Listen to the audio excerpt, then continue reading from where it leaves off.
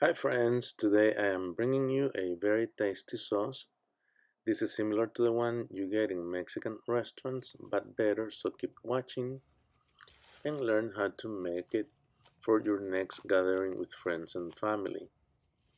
The main ingredient is the tomatillo or husk tomato. This tomato is native to Mexico, but it is also grown in Central America. We remove the husks from the tomatoes and then we're just gonna rinse them out.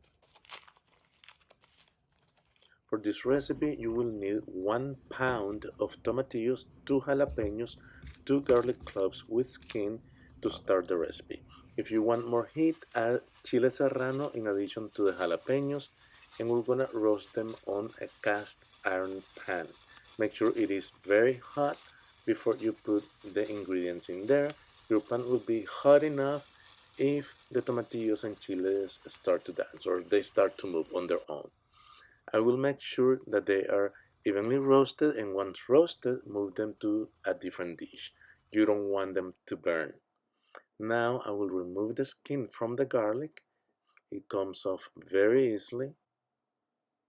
While you're here, hit the subscribe button and like my video if you don't mind.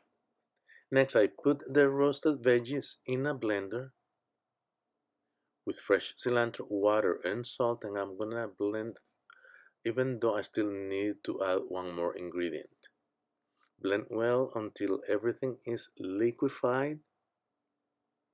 And now I'm going to add the caramelized onions. Traditionally, the classic recipe asks for fresh onions.